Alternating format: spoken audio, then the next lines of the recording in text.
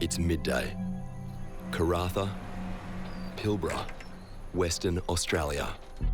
Outside the Karratha Vet Hospital, it's an emergency. A dog has been badly injured.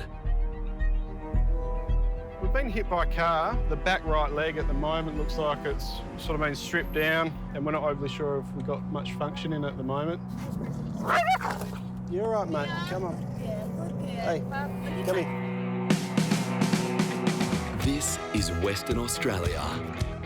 And in this harsh environment, life thrives. In this episode, a dog is hit by a car. We've just opted for amputation. A depressed gecko needs attention. I think she is depressed. I think she might be a depressed gecko. And a tiger shark is on the line. Oh, yep. Oh, tiger. Oh, good shark.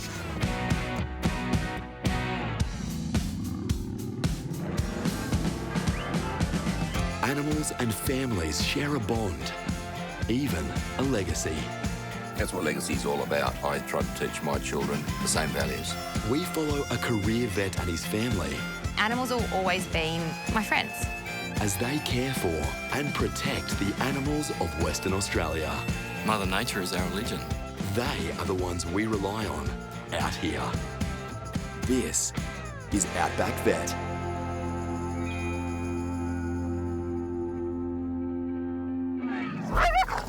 You're all right, mate. Come on. Hey, come here. Outside the Karratha Vet Hospital, Mia is in pain, so Dr. Tim handles her gently. Yeah, potential degloving injury. You're okay. Very cute little thing, though. She looks quite young, too. You're all right, sweetie. Sweetie. You're all right.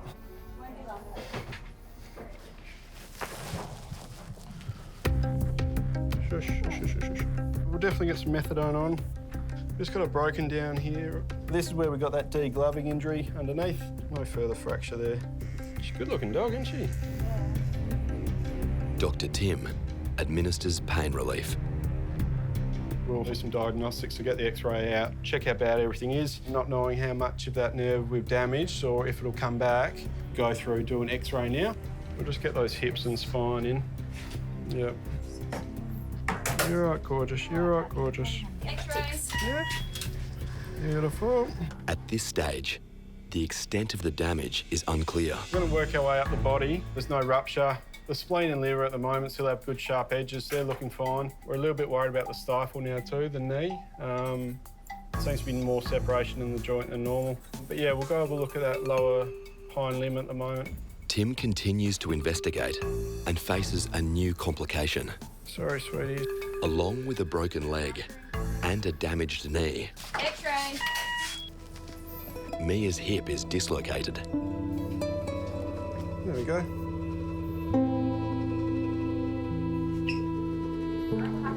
Yeah, it's popping out again, but it's not wanting to stay in there if I'm not pressurising it.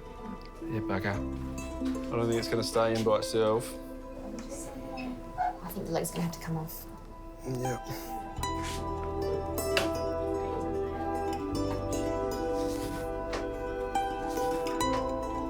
Sorry, sweetie. Bugger, it's now moving out again. Mia's leg is too far gone. Removing it may be the best option. 10 hours drive south of Karratha, in the UNESCO World Heritage listed Shark Bay, Rick Fenny's son Ed operates the Ocean Park Aquarium. I absolutely love marine life, and that's been with me for as long as I can remember. And, like father, like son. Growing up in remote Western Australia, the son of a vet, you're exposed to things that I guess most people wouldn't dream about. Another passion of my life has always been the ocean, and it was fabulous that Ed has taken that up. Just feel so privileged to have had that upbringing. That's what legacy is all about. I was taught by my parents. I try to teach my children the same values. We're so passionate about our amazing ocean. That's what I've built my life and career around. Ocean Park Aquarium is unique. All marine life comes from Shark Bay and is released after a short time. The first step in conservation is education. Ed's best mate, Duncan, works alongside him. 100% obsessed with the ocean. I know I'm obsessed. I know Ed's obsessed. I know Rick's obsessed. So I absolutely love it. Mother Nature is our religion. That's how it is. We love the environment, we love animals, and you can see that flow through the veins of everyone in the family.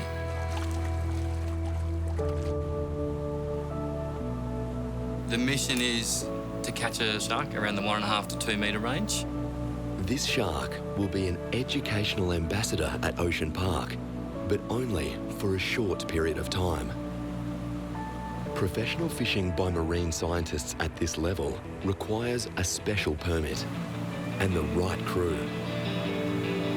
Got Dad up to give us a hand, and my right-hand man and one of my best mates, Duncan, as well. Every day on the ocean, you just feel like, what if today's the day you see that thing that you've never seen before, and anything could happen at any time? It's a fact that I sometimes forget, but Dad's actually a vet with over 40 years' experience, so having his knowledge and expertise is absolutely invaluable.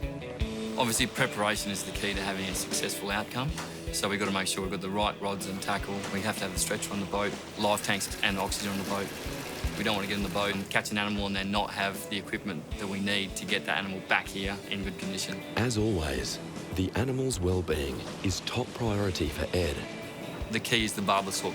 The idea we really want with that hook is for it to just hook into the soft bit of skin just in the corner of its mouth there. If we get it in there, it's really easy to pull out again and very minimal stress for the shark. Yeah, the smell's in the water and the sharks are actually starting to move up the Burley Trail and we're starting to see some action around the boat, so I'm really confident we'll get a shark.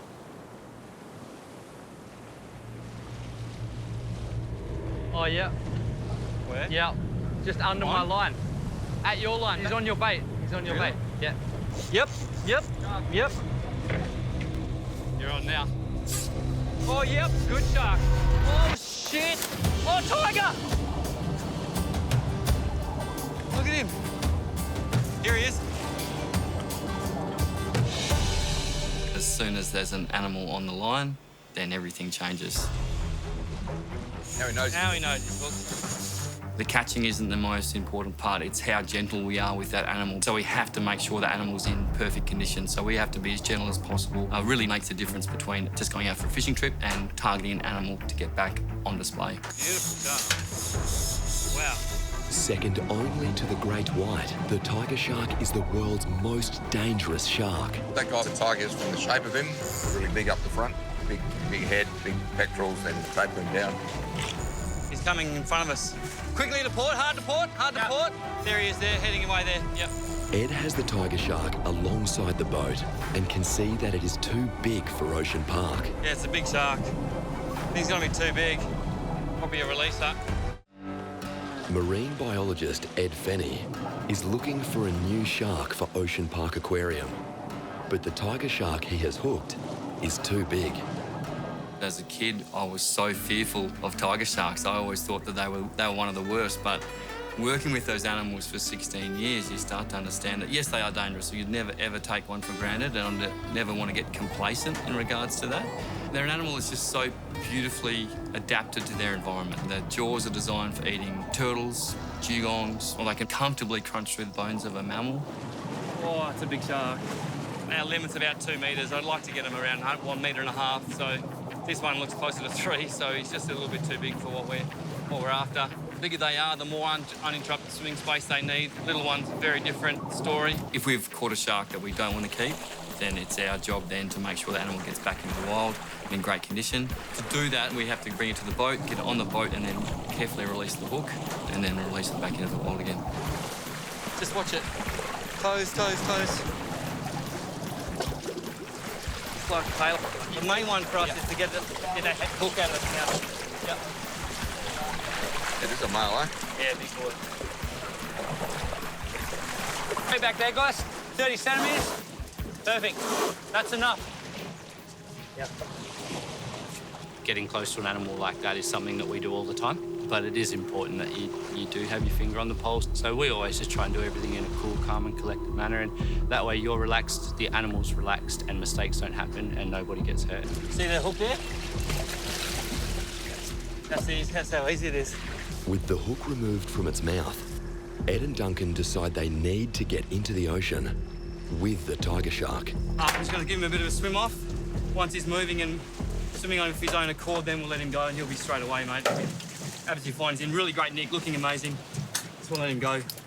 Get him out of there. The safety of the animal usually comes before the safety of us, and it's not because we're reckless. It's because at that time, they're usually a lot more vulnerable or fragile than we are. 1, 2, 3. Lift him up a bit more, Ted.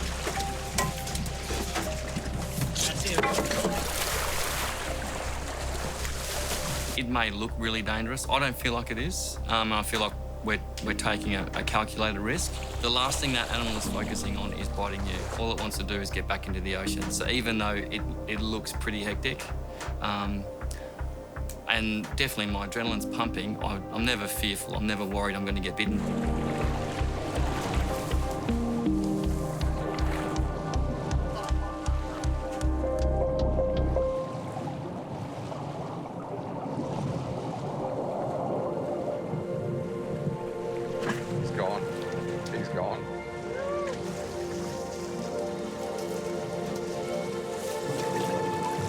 Swim off strong.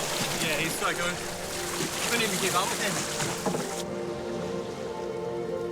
Well, the last thing we want to happen is for us to overtly stress the shark out and not have it swim off properly. As soon as the water started going over his gills again, he was away, so yeah, good result. It's always a lot of fun seeing a tiger shark up close. It was a beautiful animal, and I feel like we got him away in good condition, but we're going to have to start again tomorrow. So we really want to get a smaller shark, so we'll pack up, have a beer and try again tomorrow.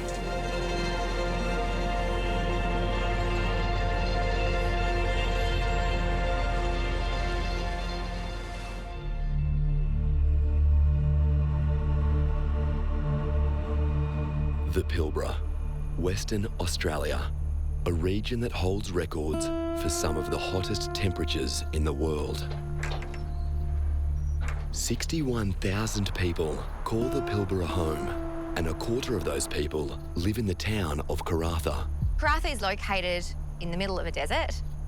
You've got water on one side, desert on the other, humans in the middle. This remote part of the world makes being a vet all the more challenging. The Pilbara is really unique as far as vet work goes because it really is such a harsh environment. The pressure on the vets is intense. This is definitely the toughest place I've worked. And it's non-stop. Rush hour at the Karratha Vet Hospital. Earlier, Mia was hit by a car, and Dr. Tim prepares to amputate her back leg, a procedure he has never performed before. You're right, gorgeous. She's cute. Hi. She's been really snuggly today. Yeah, my beautiful. No. So this little one was hit by a car. So brought in and we've done all the x-rays and whatnot. The ultimate fracture's going through, so the ankle there, the ligaments have popped out. And also our hip is dislocated. And each time we're able to put that back in, it will just pop out again. For management-wise, we can go to 3 legs on this gorgeous girl. That'll be fine. So yeah, we've just opted for amputation. Yeah. There you go, sweetie. Senior vet Dr. Katie will be assisting Tim with the operation. Just keep feeling, and when you're in the surgery, keep feeling where that artery is pumping. I've never actually done a hind limb. I've only done them on the front legs. Slightly different kettle of fish down the back limb. Another couple of nerves and bigger arteries we've got to look out for. And we'll end up doing one when we go sort of mid-femur and chop the bone in half. That way we'll have a little stump there long term, which can be quite cute. But no, it'll be interesting to get in there and get into it.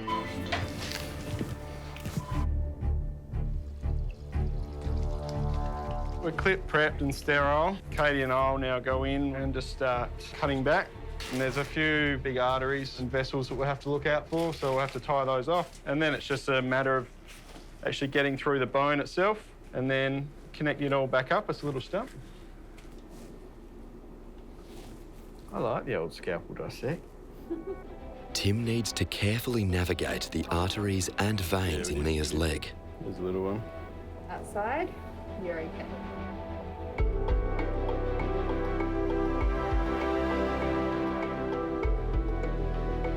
We've got all the muscle mass off. At the moment, we've just got to chop through this bone and separate it all.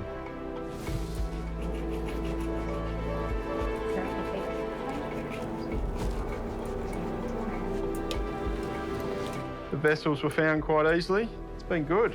She'll wake up feeling pretty good and actually hopefully feeling better than she had been prior.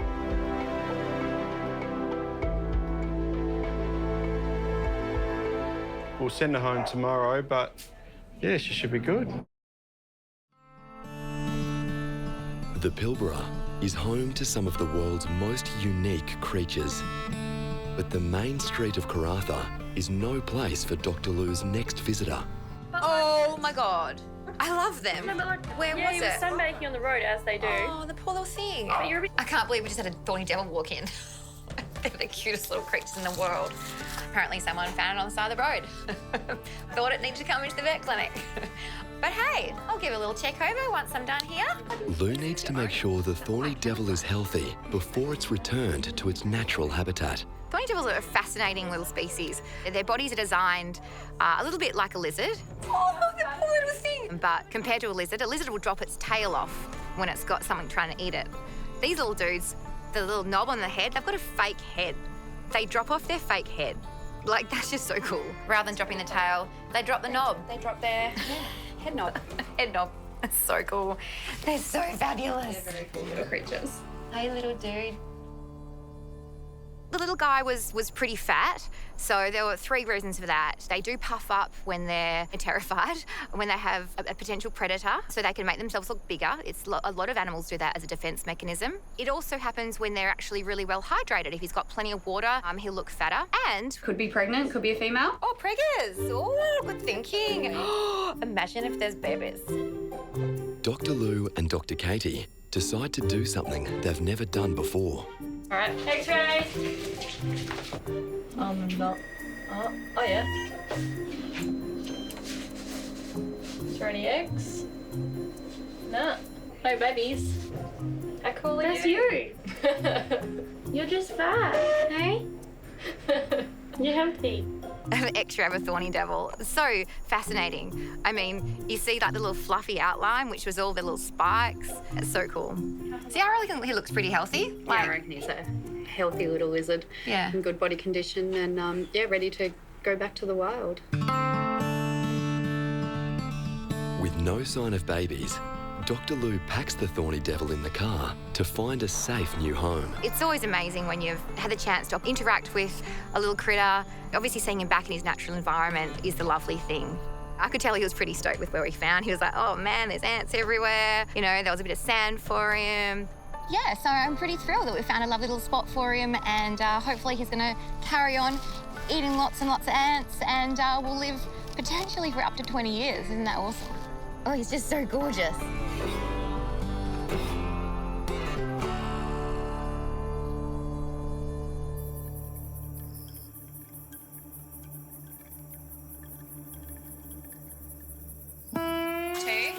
Yeah. I'll put them into the clinic. It's after hours at the Karratha Vet Hospital. Dr. Katie has been called in. Pi the dog delivered 6 puppies yesterday, but she's not recovering as expected. Is this her first litter? Yes. Okay. And what did she mate with? The old dog across the road. Is he a bigger dog? No, he's old and a Okay. bit wobbly on his feet, but he still gets So he can still do the deed. All right, no worries. Dr. Katie needs to investigate to understand why Pi might be unwell. The biggest thing that we're worried about is the fact that potentially she might have another puppy stuck or something. Yeah, that's what So I she was... passed 6 of them? Yes. So we've just had Pi come in from Reuben, which is a community about half an hour out of Karratha. She's a 2-year-old mixed breed who had puppies yesterday. And the owner's just noticed today that she's getting quite distressed. She's very unsettled, pacing, panting a lot, and seeming like she's wanting to push again like she was yesterday. How long did that take her? It lasted probably one afternoon. till Okay, about so she 2 took a fair while to get them Yes. each out. And you said she was in quite a lot of discomfort each pup? Yeah, she started crying, you know, and Yeah. sort of, yeah. She's been feeding them okay? Yes, she hasn't sort of left them. I'm just going to have a feel. All right. So she's going to be a bit tender. Okay. All right, sorry, sweetheart. Okay, I can't feel in the pelvic canal, but I can only feel, you know, a couple of inches up there. All Just right. going to have a little look at her mammary glands. Have the pups been feeding off, changing Yeah, up? they looked a bit really swollen. Yeah. I mean, they'll swell up because of her milk coming in, obviously, but they're lumpy, they're a bit hard. I don't really like that. Did she have any lumps before she had the pups? Did you ever notice? No. Okay. When was the last time they fed? Or they feed on the way in? Yeah, I think so. They were a little baby, isn't it? Yeah. Good girl. All right, what we might do is I'll just head out the back, get the x-ray set up, just to have a look, because obviously pups this far along, they show up with their skeleton, so we can have a look and see if there's any pup inside. The x-ray will determine if Pi has more puppies inside her. So just got the x-ray through and all clear, no remaining puppies in her.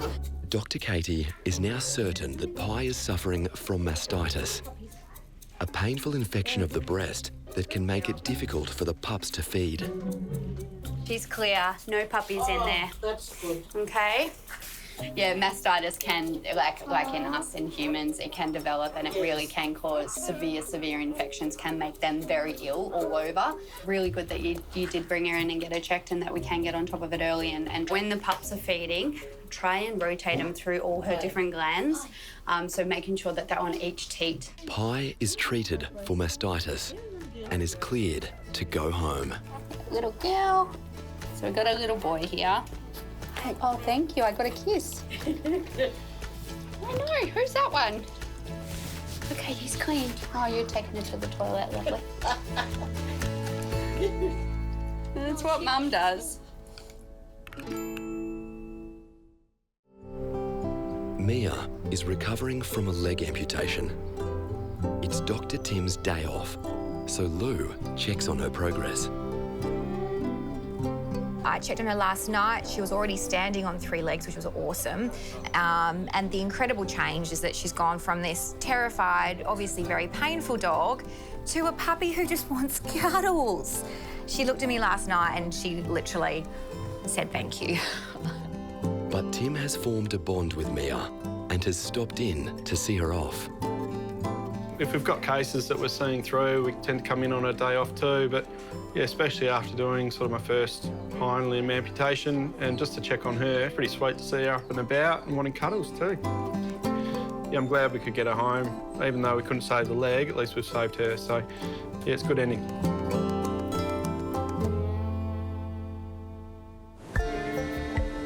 Ed, Duncan and Rick need to find a shark for Ocean Park Aquarium. Animals at Ocean Park are exhibited for 12 months to educate visitors on marine conservation before they are released back into their habitat. Yesterday, things didn't go quite as planned. Yeah, it's a big shark. I think it's going to be too big. Probably a releaser. Today, Ed is taking a different approach. We're heading into some shallow water to try to catch a shark. That's just the way with shark fishing.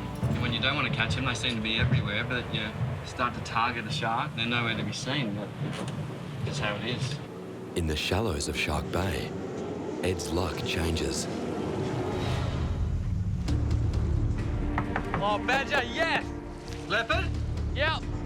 What? Can you just stay there and keep eyes on it? Yep. Yeah, leopard shark. We're going to get this for the park, bro. Just by sheer chance, stumbled across the most beautiful leopard shark I think I've ever seen in 15 years in Shark Bay. This size and species of shark makes it ideal for the aquarium, so Ed and Duncan decide to catch it. However, the most ethical method is also the most unorthodox. The chances you have to catch a leopard shark are few and far between. So as soon as we saw that animal, yeah, it was game on. It's one of those species that we just dream about as such an amazing creature. The difficult part of the leopard shark is that they're not overly inclined to take a bait. They're predominantly eating shellfish, so it's really difficult to catch them with barbless hook and line, and they're much too fast to catch with the barrier net as well. So the only real way to collect them is with non-powered hand tools. All we're going to do is we're going to get our mate Dunk to just jump off the front of the boat, literally on, hopefully straight on top of the pectoral fins. So we'll just jump straight on the shark and we'll get it up to the back of the boat and then straight on the stretcher and into the life tank. That's the idea, all going well. Absolute classic. Duncan and Eddie work together to take the marine stuff to the next level. It's just critical that we don't lose sight of the leopard shark. Yeah, I just want to make sure you know where he is. I can't see it. Yep, got it. I'll try and shepherd it away from that seagrass. So the key is to use the wake of the boat as a bubble curtain to keep that shark where we want her and away from the deep water where we would have lost her. Dunk gives me the okay.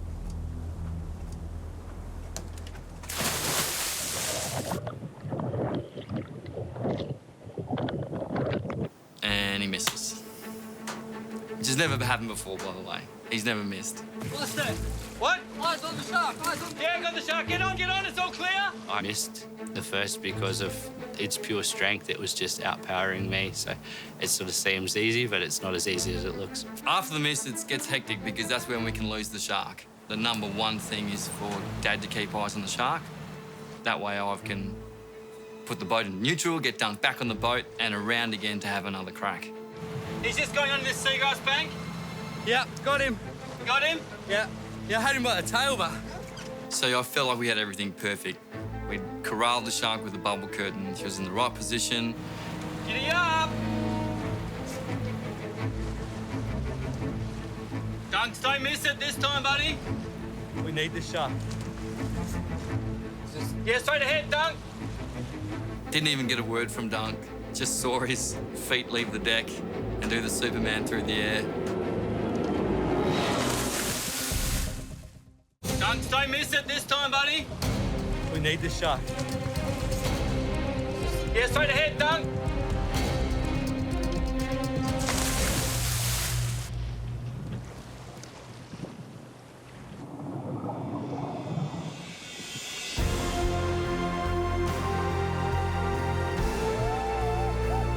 And then Dunk popped up with the shark at the back of the boat, which is yeah. That's amazing.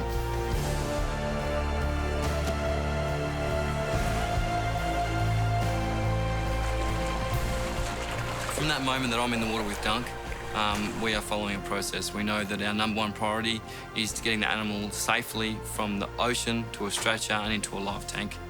And its well-being is our number one priority. I can't go any faster. Yeah, it looks primitive, but it's literally the best way to do it without harming it. It's been great to see Eddie learn off Duncan, and Duncan learned off Ed. Okay, I'm good.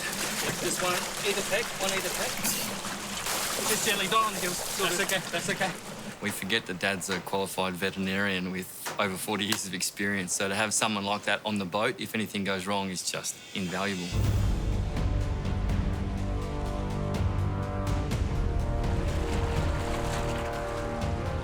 A really, really beautiful Sharkful Ocean Park, and a lot of lucky people get to come and experience such an incredible animal up close and personal, which is fantastic. A leopard shark is something that Dunk and I have spoken about just for that many years. We'd love to get one and show it to people. Extra oxygen is added to the live tank to help the shark relax, while the team prepare to carefully relocate the leopard shark to its temporary home. The process now is we're going to actually remove it from the live tank straight into the stretcher, into the shallows, straight up the hill and into its display. I would prefer it if the shark is out of the water for less than 60 seconds. In the pocket. Are you guys good? Very good. Coming in. Give me a pause.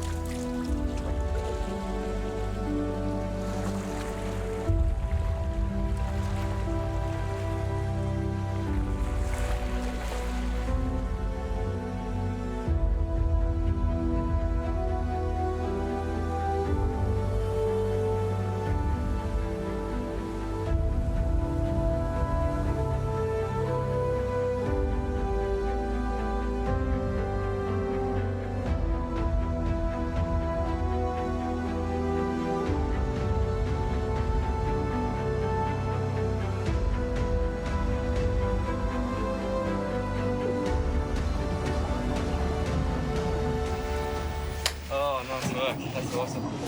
You all right? A bit puffed. You killed it, mate. One side, I think, yeah, this is a lot of fun. The other side, I think, hey, I'm too old for this stuff.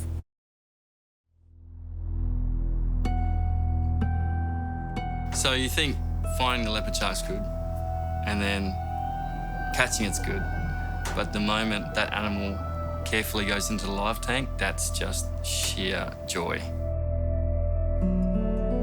It perfectly mirrors the shallows of Shark Bay. Sand bottom, shallow water, 1.5 metre depth, and plenty of space. So it just could not be more perfect for that animal.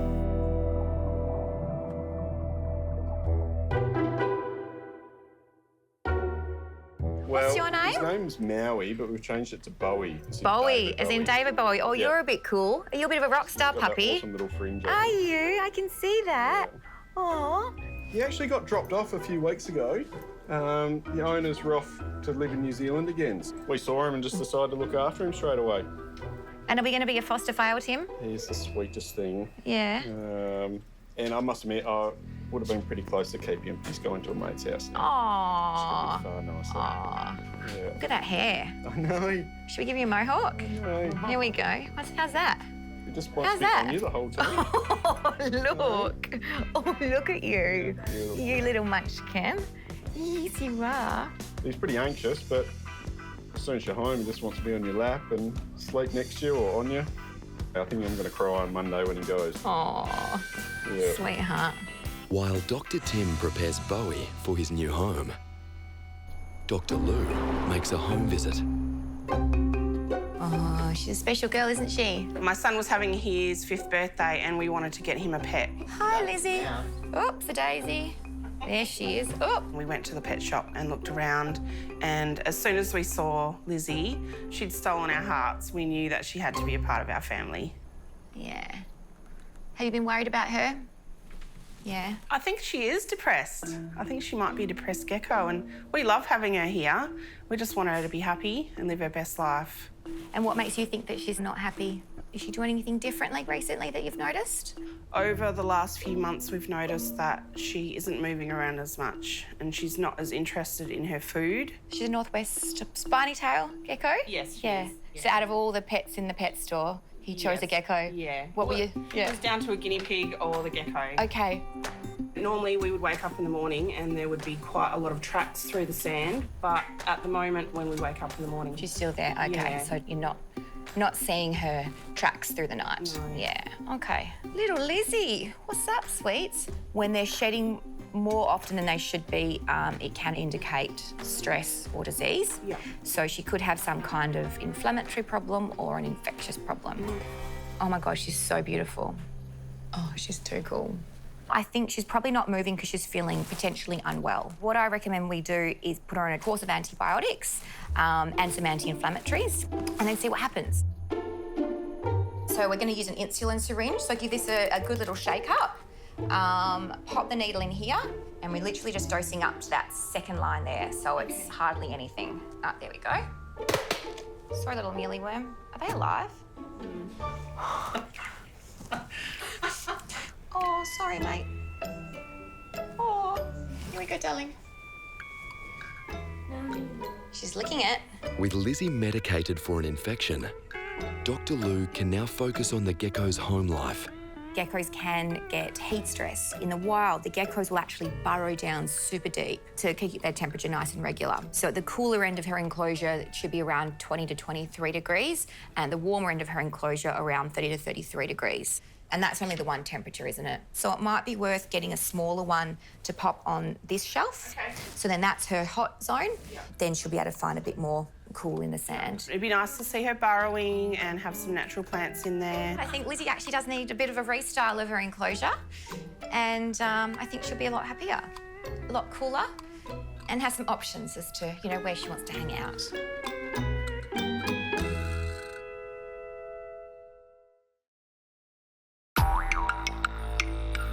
Just across Shark Bay, at the town of Denham, Dr. Rick has a remote clinic. I've been coming here for 14 years, something like that, and I've got to know a lot of the people of the Bay, and there's certainly some characters here. I've known Rick, I reckon, for around about 15 years now. He's been helping me with my dogs and the animals and the pigeons and everything. It's been great. It's great being the only vet who really wants to come here And there's a lot of characters amongst our animals as well. Hey, Rick, how you going? Hey, John. John, how's things, mate? Yeah, pretty good, thanks. Dogs. Got the whole family here. Oh, that's good. Come on. We are so lucky. I mean, you can see how isolated we are up here. So to have a vet like Rick to come here, we're very lucky. Yeah, Legacy wanted to come to see you as well. Yeah, pop him down. I'll have a little look at him. Yeah, you want to grab him off there? Yeah. Mate, come in. There you go. Oh, look at you. Aren't you beautiful? He's getting a bit old now. He's going for a heavy molt, 17. 17, that's amazing. Look at that. The average lifespan of wild pigeons is approximately 3 to 4 years.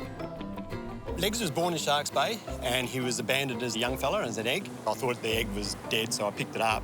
And as I picked it up, I felt the egg move. So I thought, oh, it's alive. And I had raised him before, so I thought I'd give it a go. Now he takes over the whole household, including the dogs, everything. Pop you down there, Eggsy. The animals have been my conduit to meeting some very interesting people. Well, I suppose we better check these dogs out. Yeah, the dogs are pretty good. Last time Dr. Rick visited, John's dogs were overweight and with joint pain. They were prescribed a special diet. As you can see, they're not limping anymore. They're really good. And considering the amount of exercise they have on the beach every day, their coats are a lot better now. They're not so dry with the salt water. Hey, darling, let's have a little look at you. Have a little look. Yeah, you sit there nicely. What a good girl. I can read a dog. I speak dog. And I have a little telepathic conversation with dogs every time they come into the surgery. Oh, beautiful teeth. Lovely teeth. Lovely. Lovely body. No fat. Nice bit of muscle over those hips too, which is what we really want. Oh, slow and steady and beautiful. Nothing wrong with you, darling? I have a secondary conversation with them when I'm talking to the owner quite often. And yeah, it's really is rewarding to understand how they're feeling.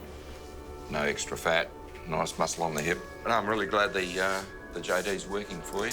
Yeah, no, it definitely is.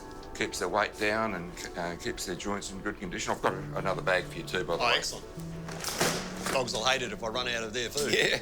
Just as you know, it works really well to keeps their joints in good condition. Yep. But it's also a light food, so it helps keep the weight under control. What else do you feed them, John? Well, they have a set diet. They have their JDs in the morning. Yep. And then in the afternoon, when we come back from the beach, they get a rhubarb each.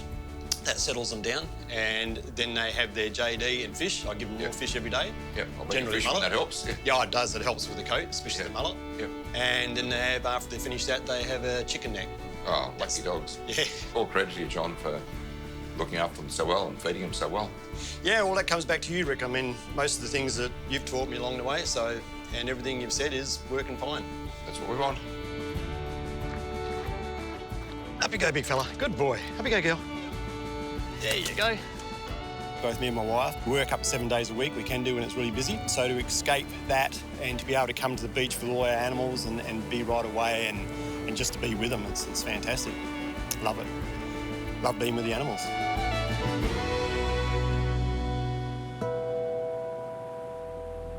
Yes, it's been 2 days since we caught the leopard shark. We're nicknaming La Fonda. Great name. So yeah, we really want to see her feed.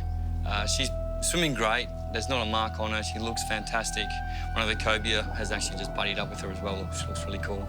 But I want to see her feed. We've got some nice fresh pilchards this morning for her, and with any luck, she'll grab one and they'll give me the indication that she's responded well. And essentially, the animal makes the decision, not us. If they don't feed, then they haven't relaxed, they haven't responded to being in captivity, and it's just time to let them go.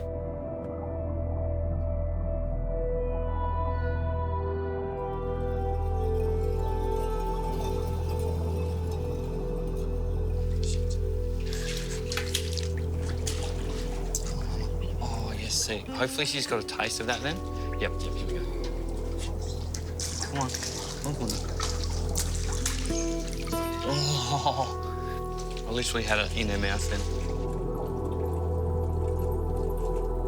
Turn her around again. That's good. She's like, oh, she's trying to work out where this food's coming from.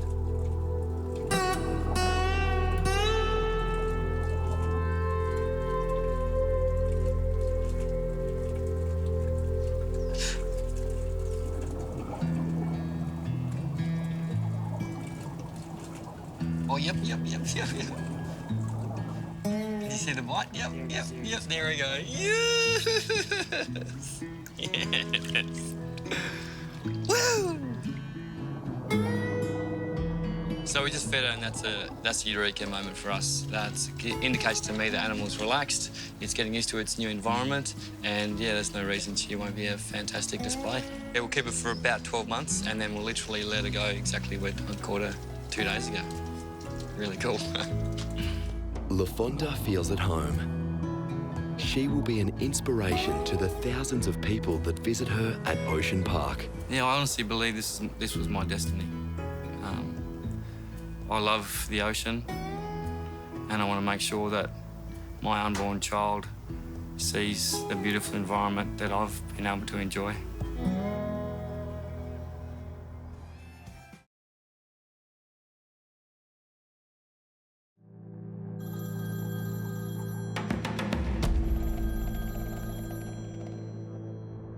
We've got a little French Bulldog that's been bitten by a brown snake. You can see the bite mark on her chest, and she's not very well. If you can please call me back. It's 1 a.m. in Karratha, in the Pilbara region of Western Australia. I'm so sorry to call you. That's okay. But we do have a snake bite coming down. Oh, yes, here she is. It is an after-hours emergency. Did you find her with a snake? Or? Yeah. Oh, shit. Okay, come straight through. Have you found a bite wound or anything like that? Yeah, well, I think so. On her chest. On her chest? Yeah. Okay. And has she shown any signs yet? Has she been walking funny? She's started to walk funny. Funny, yeah. Okay. All right, darling. It's all about then. Oh, yeah. Yeah. That'll do it. To animals this size, snake bites are often fatal and must be treated swiftly.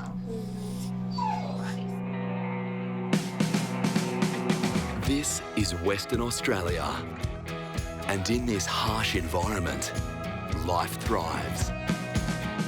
In this episode, a lemon shark is liberated into the wild. Come on, off you go. A French Bulldog takes on a snake. High risk of kidney failure if we don't manage this properly. And a wild camel is GPS tagged in the middle of the desert. 3, 2, 1, go.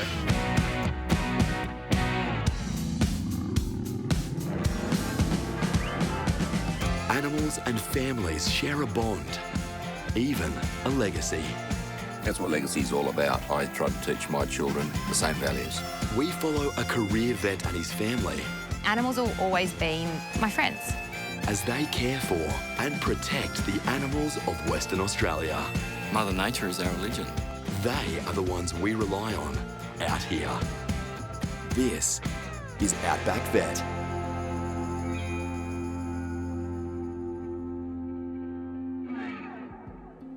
Rainbow has been bitten by a snake. I'll be set to give the antivenoms, all right? Just so we're sure. Because she can start crashing pretty quick. This is a French Bulldog. They're going to be in trouble breathing at the best of times, let alone a snake bite. The Pilbara is home to a large number of the world's most venomous snakes. Dr. Lou needs to know what snake has bitten Rainbow to administer the correct antivenom. Are you pretty sure it was a guada? Do you know your snakes? Yeah. Okay. He's a local. He knows his snakes very well. However, a lot of people don't realise that it's impossible really to tell the difference between a king brown and a brown snake. He was sure it was a guada. I believed him, but at the same time, I was like, well, without the snake, we can't say for sure. First time with the snake? She's played with a couple before, but not getting bitten. Lou commences intravenous fluids and takes a blood sample for testing. Vet nurse Taylor arrives just in time to assist. Is that you, Taylor? It is. Okay, great. Hello. I'll get Taylor to take over so you can relax. All right, sweetie pie. Hello. Sweetie. Hey, Rainy. Rainbow's blood sample will confirm if she's been bitten. Good girl, Rainy. Good girl. I will just put her on some oxygen just to give her a bit of support. Good girl. Breathe that in, sweetie. That's the way. And the blood test results are conclusive. These machines said out of range, high, so that's a pretty good indication that some venom has been injected, unfortunately. When he said it's definitely a guada, I believe him, it really could be, but I just can't tell for sure. So at this stage, I think it's important that we start treatment with the combined black-brown antivenom, so it's going to cover both a brown or a black snake. This is an anti-steroid injection. I can't give her the antivenom until that's kicked in. How long does that take? The 2 injections I gave, I'd like to give around about 10-15 minutes to kick in. For Lou and Rainbow's owners, it's an anxious 10-minute wait. So we're administering now the antivenom. I need to give it really nice and slowly to minimise the chance of her having an allergic reaction to the antivenin. So we'll basically keep her on intravenous fluids until her urine is coming clear. So tomorrow morning we'll do what we call dipstick to see if there's any sign of blood in her urine. So all she does 24/7 is go through the bushes, try and find something to eat. Rainbow the reptile catcher. Yeah, pretty much. Hey. Are you feeling a bit happier now? So I just need to keep a close monitor on all her vital signs. If you hadn't have found the snake and hadn't brought her down, I think she wouldn't have made it. So you did very well there. We'll tuck her into Betty Buys. Keep the fluids running. I'll be just upstairs all night, so I won't be far away, little one. And we'll see you in the morning. Rainbow is stable, but the snake venom in her body will continue to attack her system. So now that I've given her the antivenin, the next couple of days of treatment are going to be absolutely essential for Rainbow's survival.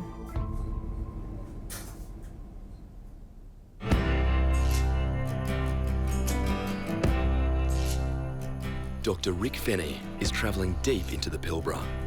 He has been asked to lead a data collecting mission on the geographical movements of wild camels in the region. The goal here is to go out and tranquilize a camel with a dart gun from a helicopter and get him into a position where we can put a tracking collar on him, then let it go in good condition. Currently, camels in this region are only tracked to be eradicated. But Dr. Rick sees things differently. And this is where my interest comes in them, because if we can learn more about them by putting a tag on, we can learn about the habits and how to control them and how to turn them into a good resource. Camels were a very important source of transport in the pioneering days of Western Australia. Afghans came with their camels. They had big strings of them, taking our freight out to the stations and then bringing wool back to the coast. They reckon there's about 500,000 wild camels out there in Australia and increasing by 10% every year. And these camels have adapted very, very well to this countryside. I see them as a resource for the future. Camel milk is a great product and camel meat is as good as any other meat.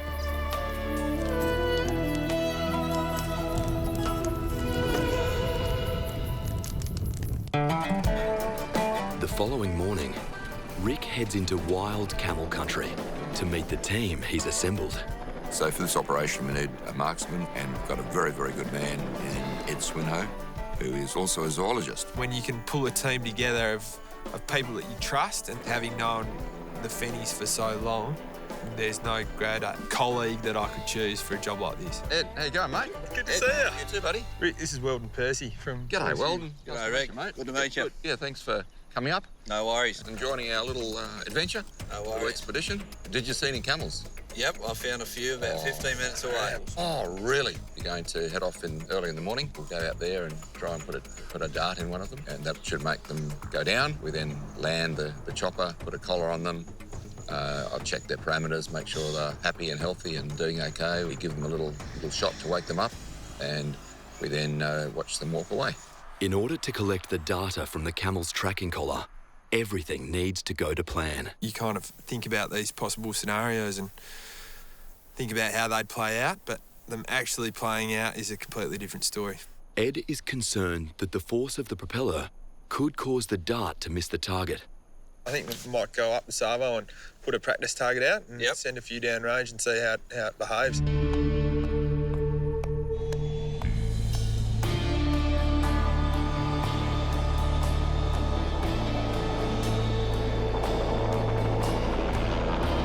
Another added kind of element in this whole procedure is that we've got a bigger helicopter. It's a R66 turbine, so it's got a huge amount of downforce. So how the bigger dart behaves when it enters that area of the propeller pushing down is an unknown variable.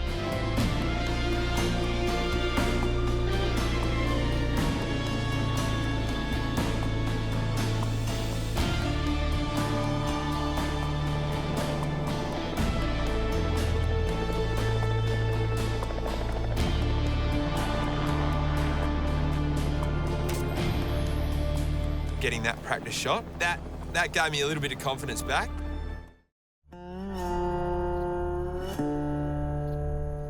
Karratha is snake country. Snakes are going to wander from their desert home into people's homes, literally just across the road.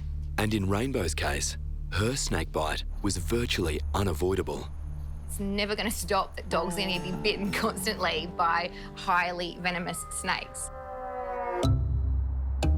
Rainbow, the French Bulldog, is being treated for a deadly snakebite. Dr. Lou has come in early to check on her. Rainbow, let's get you up, sweetie. Little Rainbow is our snakebite dog from last night, and we're monitoring her urine. So we want to keep her on intravenous fluids until her urine runs clear. Check that out. The severity of the blood in Rainbow's urine means she has most likely been bitten by a king brown snake. This is more pronounced than what I'd like to see. Your poor little kidney's having to deal with that. That's not good, honey. So what we're seeing here is muscle tissue that has to be filtered out by the kidneys into the urine. We need this to be completely clear, otherwise she can end up with kidney failure even a couple of days after the snake bite. So this part of the treatment, the intravenous fluids, flushing out the kidneys is super important. She doesn't really like being in the cage. She's having a bit of a sulk, I think. I don't think she's used to being confined. But I'm just going to give Reese a quick call, Rainbow's owner, just to give him a bit of an update on how she's doing. Hello, Reese. Hey, how are you? Hi, it's Lou speaking. How are you going? Not too bad. Based on how her urine was looking today, I reckon she probably needs at least another 24 hours of fluids before we can send her home. Oh, he's worried. 12 hours since the snake bite. And even though she's had a whole vial of anti-venom, that venom is still wreaking havoc on her little body. So yeah, she's at high risk of kidney failure if we don't manage this properly. Rainbow is still critical. Her survival depends on Lou's close monitoring and further testing. So if it doesn't kill you immediately from not being able to breathe, the snake can come back and eat its prey after 3 days when it's finally succumbed to kidney failure. Luckily for Rainbow, Dr. Lou lives upstairs. Come on, sweetie. I think you're going to be much happier on the couch. What do you reckon? Considering I'm upstairs and I need to check on her a few more times to check her urine, I might as well bring her home. And she's not eating anything, so a bit of extra TLC is not going to go astray. It literally is the 2 to 3 days post king brown bite that they really end up in strife. And oh my gosh, she's such a darling. Not even 24 hours post-admission, and I was, yeah, pretty in love with her.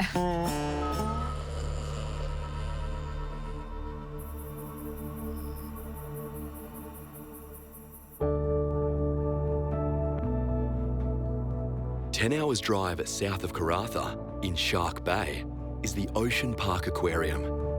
The key with all the animals that we're displaying to the public here is just to try to develop some appreciation of the marine environment. That's what we're ultimately here to do, because if we appreciate them, then we have more of a need and a want to conserve these animals and conserve our marine environment for future generations. Ed is preparing to say goodbye to one of his most loved residents. Lena the lemon shark has been a vital ambassador for education, and it's time to let her go. What we're going to attempt to do with Lena is bring her to the service with some food. We've got a specially made lasso, so I'm going to tail lasso her, pull her back onto the stretcher, and then release her back into the wild. A little bit sad to see her go, to be honest. She's been such an amazing animal, and when we first caught her, she was only just over a metre.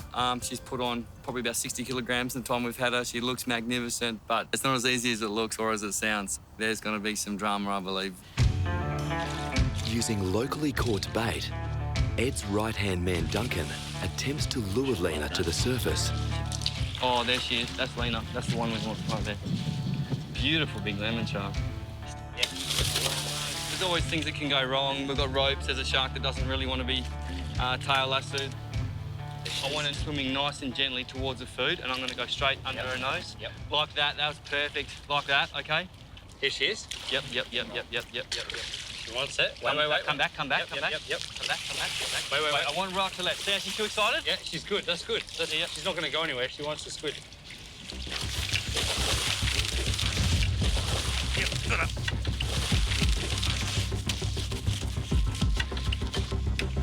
Oh, no. Oh. She got through it.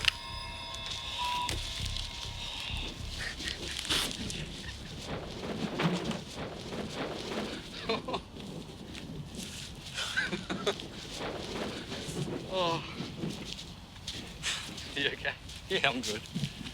Shit, just my pride's hurt a little bit. Yeah, we got the lasso over her nicely and she went absolutely mental and ripped the rope straight out of my hands. It looks like she just pulled straight through the noose, unfortunately. Oh, damn it. Just see if she comes back. Yep. Lena is evasive, but what she doesn't realise is she's about to go home. There she is. She's very smart, eh? Yeah. Even if she takes it and eats this, I'm going to let her have it. She's still interested. She's still sniffing around. Oh, come on, Lena. This way. This way. She's super cautious, hey? She knows what's going on. Oh, wait, here we go. Here we go. See if you can let it... Oh.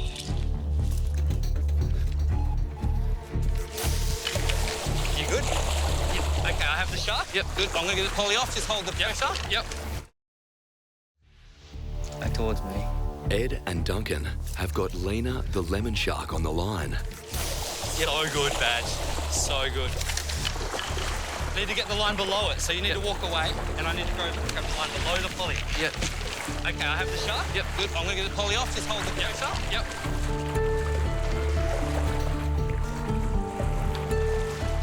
Hold up, Badge. It's slipping down. I don't want to go. I'm going to literally pass it to you. Yep, yep.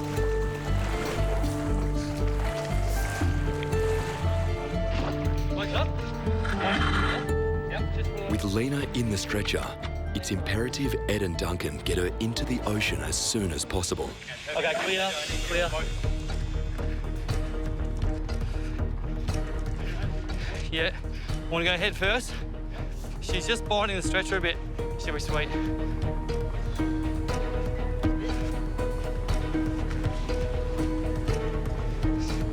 Let me go head first. Yep, and we almost just let her go, I think. Yep.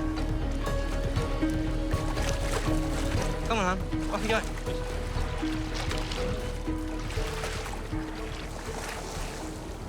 Let him go. And we're away. And we're away. And we're away. We're away. There she is.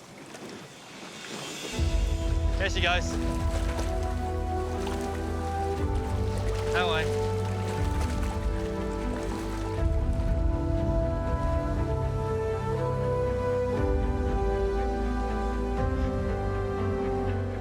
Release, mate. Sweet. She looked fantastic.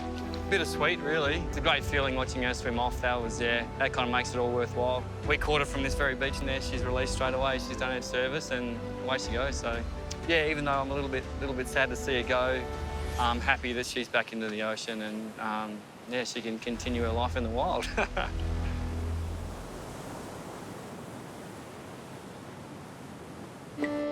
Dr. Rick Fenny and zoologist Ed Swinhoe are preparing to tranquilize and collar a wild camel to track its geographical movements. It's time to prepare the sedative. Rick, so we've got 5cc darts today. They've got a little blank powder charge at the back. So what happens is it's inertia driven. So when it hits the beast, that little charge goes off, pushes the plunger forward. Yeah, that is nice. My kind of role in the whole procedure is the dart gun and the projection of the drugs that we put into the animal. He's not a vet, but he's very, very good on his tranquilizer gun. In order to sedate a camel, Dr. Rick is using a combination of sedatives. And that would then bring down a 1,000-kilo animal.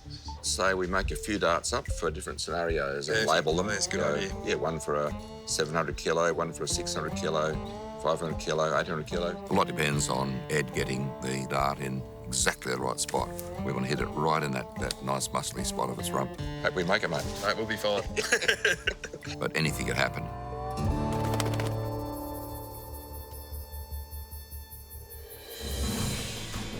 Game day is the culmination of all the hard work that we've put into everything. There's a fair bit of apprehension in the camp, both with me and with Ed, because we're newbies on the block here.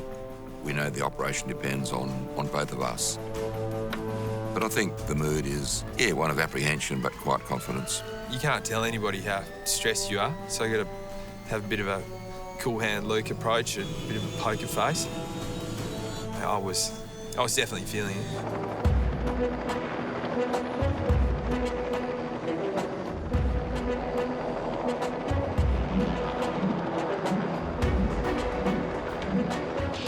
So, Walter, we're going to head towards the ones you saw yesterday? Yeah, no worries, Rick. We'll head out over the river here and see if we can find the same mob. Yeah, I was pretty excited. I've done a bit of chopper work, had the doors off, of course. But it's a beautiful, crisp, clear desert morning. And just this time of day, it's a good time of day for spotting animals. What's that running down there?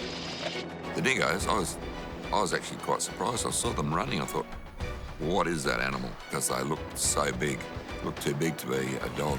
But it was because they're running fast and they're so stretched out. These guys were on full gallop because they were chasing a kangaroo. But this is not a scenic flight. Dr. Rick and his team must find a wild camel. What are you doing a bit of a grid pattern there, or? Yeah, we're just trying to do a grid pattern to make sure that we don't miss any potential spots where there might be camels here. Yeah. You've got to realise there's no guarantees here. No guarantees we'd find a camel. They can really be anywhere, eh? The crazy thing is, I've never done this before, and nor has our marksman. He's never sedated a camel before. If we can't find a camel, we're, you know, up the proverbial.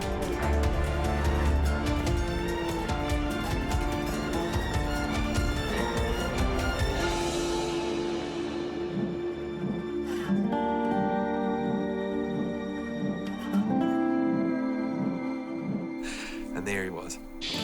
Oh, eyes on. Camel. Camel, yeah, beauty. The stars aligned. There was a tan-coloured hump in the middle of a creek. Yeah, look at the camel there. In perfect size, mate. And there's a big old bull camel. Rick, I'm tending towards that kind of 700. He's up at that top end, for sure. There was all action stations from then on. When you're ready to roll, last minute, I'll drop the dart in. Well, I'm ready to roll whenever you are. Welton had him positioned within seconds, it seemed. Putting the dart into a 15 centimetre by 15 centimetre area on the back of a moving wild animal from a helicopter that's moving itself at rapid speed. Take your time, mate. With winds coming from all different directions. Take your time. 3, 2, 1, go. Just high. Just high. We were all pretty confident that the shot was high. The shot from the dart was just above the ideal spot. So let's just hang off him and wait and see. I started to time straight away. I knew that about 10 minutes is the ideal time for the drug to take effect. If it doesn't work, we'll get the other dart. The team have located and darted the wild camel, but it's showing no signs of sedation, and Dr. Rick needs to make a decision. It's almost 10 minutes now. Yep. You starting to get lethargic there now or not? If he doesn't go down, well, Ed's going to put the small dart in here. Yep, no worries. It's not working to my liking. I'd like to go in and place a half-dose shot in a better position. Well, I'm going to charge up.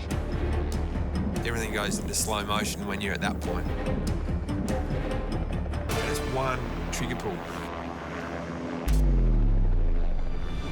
That's done it. Well done. Perfect, mate. That's how you do it, eh? Unsafe, clear. That was good muscle there too. Look at this, look at this. This is what we want to see. Look, his neck's starting to drop. I reckon you could chop us down. I was thinking that, yeah. Now I'll leave the hip on. Rick is confident the camel is sedated enough to approach safely and affix the collar, but there are no guarantees. I was actually surprised that we found a camel on his own. Big old bull camel that might have been kicked out from the herd. He was a perfect one for us. Perfect, mate. Not shabby. Your call on when to go in, Rick, I reckon. Oh, I think we'll just hang back.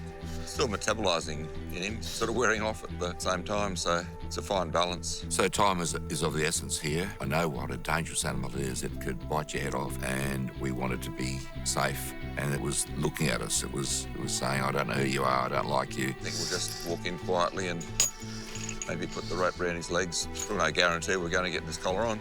That's vet practice. You've really just got to be adaptable and have the confidence to adapt to the situation. We've essentially given it a full dose now of the sedative. The animal's showing signs of sedation. It's had some effect on him anyway. Yeah. You go in first. We'll go a bit closer. We'll just go a little bit closer. I've known Rick for a long time, and we've got a bit of an unspoken bond, really, so I knew it's good to go in. If they can affix the collar to the camel, they will be one step closer to understanding more about these animals. Look at his head now. Unpredictable animal. These things kill you with one bite and they'll take your head off.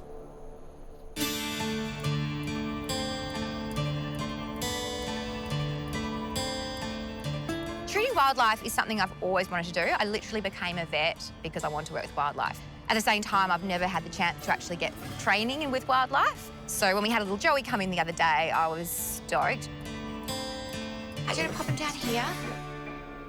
I'm Louisa. Hello. Nice to meet you. And who's this? Well, we don't have a name for him. No? So just near where you live, you saw him jumping around? Yeah. Have you been hand feeding him? Oh, through the bottle. Yeah. Oh, well, while you're feeding one, you might as well feed another.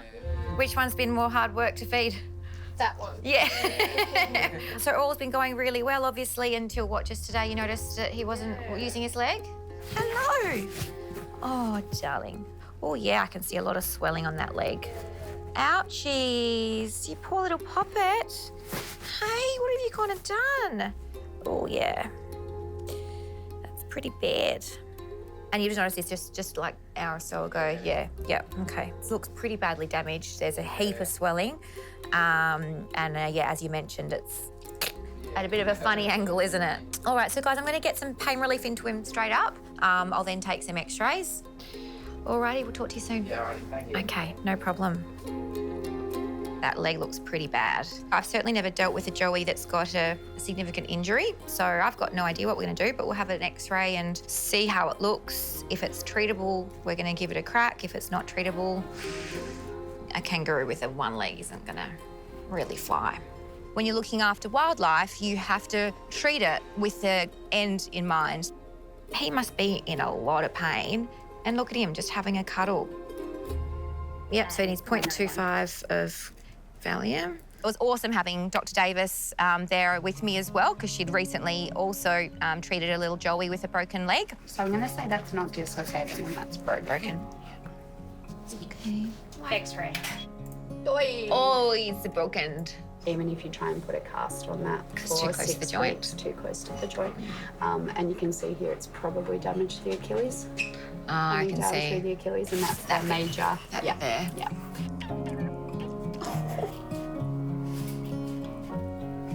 You're so cute.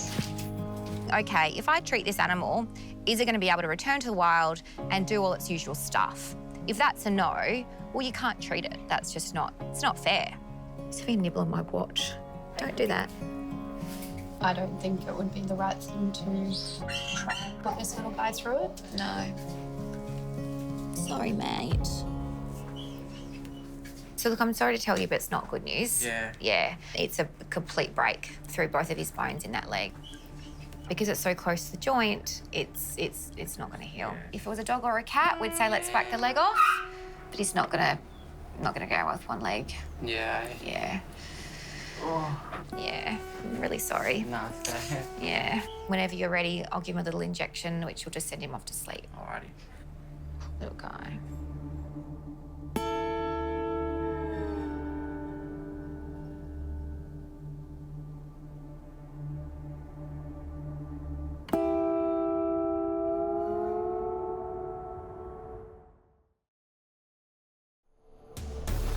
Okay, I'm going in.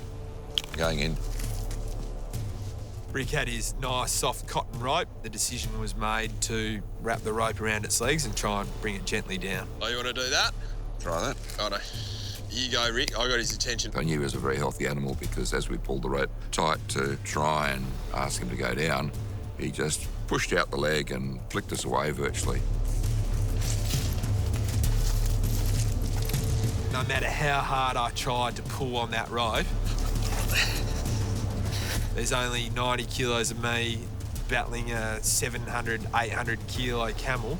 There was a point where I was going to turn around to Rick and say, mate, there's no way that we're going to get this camel down, but I suppose persistence was key there. Bit of to and fro, managed to get the camel off balance and get it down onto its haunches. Oh, where's that? We got something to put over his head? We calmed him even further and made it more safe by throwing a big old beach towel, and it was perfect. if it can't see it, it doesn't think that it's in any harm. It also means that when I'm up close, I've got a bit of a buffer. It's got a pretty sharp bite on it. I removed the darts. They all came out quite easily. I'm going to take this dart out first. He's still pretty conscious, isn't he? I just cleaned his little wound up. He had a bit of blood from that first dart. So I cleaned it up to make the wound unattractive to flies. Yeah, it's a bit cleaner, mate. With the darts removed, it's time for the critical phase of the operation. It was pretty much the perfect time to get in there and put the collar on. Right, here we go. Being aware of how dangerous that head is was at the front of my mind. So as I can keep his head secure. Yeah. What do you want me to do, Ed?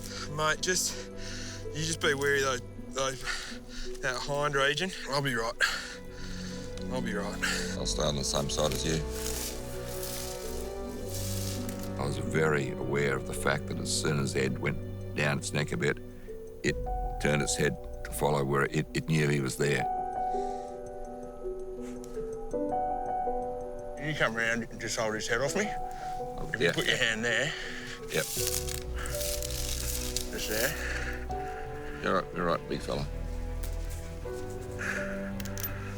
I'd like to think I've got pretty good dexterity, but when you got a big heavy animal below you and you've got a time constraint, trying to get something like a little 8mm nut over a bolt onto an animal that could bite you or hit you with its head at any moment, mate, it's like first date. You get the stress comes up and the dexterity loses, and you might drop that nut at any moment. I'm surprised there's still so much muscle tension in his neck and his head. He's still pretty strong. You know, there's no second chance here. Check always. Yeah, he's not completely... Boom. He's got his collar on. Done, Rick? Yeah, look out, he wants to bring his head around a bit. You happy with the collar? Mate, that's perfect. Yeah. The beauty of having that soft fabric collar on is that it won't impact the animal in any way. So if we wanted to, we could leave this collar on the animal and it would be happy for it for 4 years. What I want to do next is get the rope off his leg. Oh, I think it farted on me just then. Yeah. Wasn't me. Oh, it definitely farted. Well, that's a good sign. It means his gut's moving. With the collar now attached, it's essential that Rick checks and records the animal's health. Not every day you get up this close and personal with a totally wild animal. Never been this close to a human being before, I suppose. But his heart's nice and strong and steady, so I'm happy with that. His temperature is 38.2, which is in normal range. This animal's not stressed at all. Oxygen 100%, which is perfect, and his pulse pretty normal. Let's get that antagonist in. Wake him up. The antagonist shot acts as a reversal agent, so the animal can regain full consciousness. Once this is in him, he may decide to wake up in a bit of a hurry, so your last job is to whip that towel off him and stand back. Like just there. Needles in.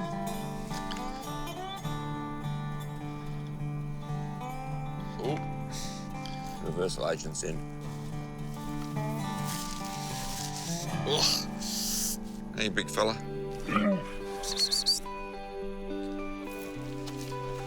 There he goes. He's thinking about it. Hey. Well done, Rick. Thanks, mate. He's up and away. Beautiful. He's healthy, he's uppy. Good to see. Don't fall over, mate. That's exactly. Steady, but he's going to walk away. He's going to walk away whistling. As far as we were concerned, that was a healthy animal walking off into its environment, and we would be able to track its movements through the collar.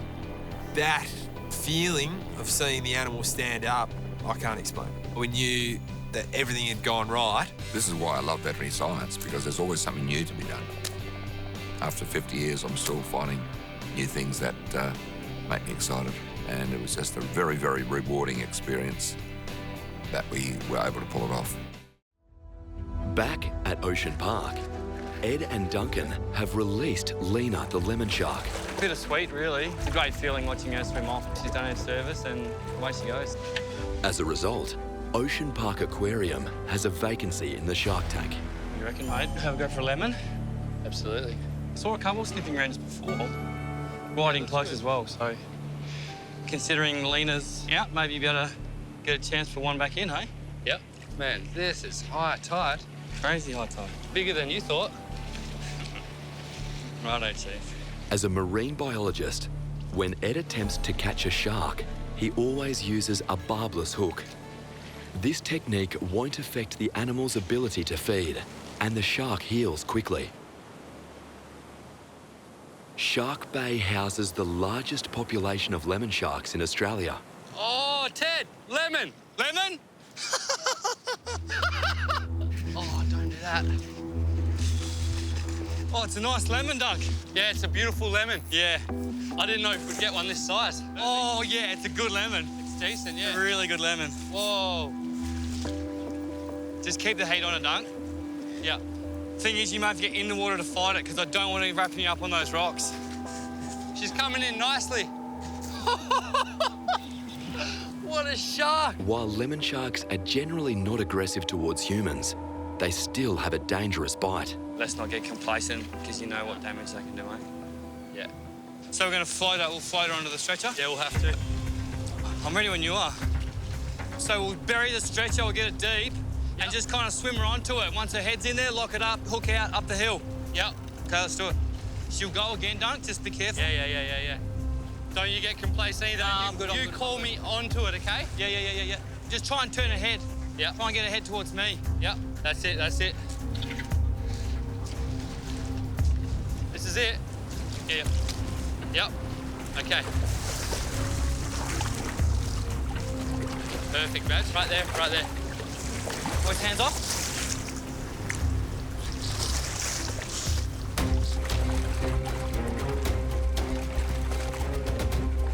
Okay, drop and then hook out. Yep. Okay, drop, Dunk. You gonna control the head for me? Yeah. For sure. Wait one second. Put the stretcher right down. Yeah. Okay. Watch that head. Okay. Hold on, I need a clean look at it. Yep. Okay. Head in. Yep. Lift. Perfect. Now, do you want to go backwards? Because she's too high. That was a bit too high. Time's really critical. We don't want out of the water for more than 60 seconds, which is always so hard when you're going backwards up a hill with a big, beautiful lemon shark. So go stretcher under it. Yeah. Head down. Pull back, head back. Yeah. Forward. Oh, yes. Oh, she's perfect. Shark. Did you see where she went? Well, I think what we'll do, just to kind of satisfy my mind, Duncan and I are going to have a quick swim, just to get eyes on her, make sure she's moving. For a shark that has to keep moving to breathe, we also want to make sure she's having a good, gentle swim. Lemon sharks adapt well to captivity, as they are social and inquisitive animals. Lena's replacement will continue to educate ocean park visitors as to why sharks are an integral part of our oceans. She looked fantastic. She was swimming really well. In fact, we could barely keep up with her. So that's just a really good indication that she's swimming well. She's going to re-oxygenate her blood and, yeah, she'll be perfect. Really happy.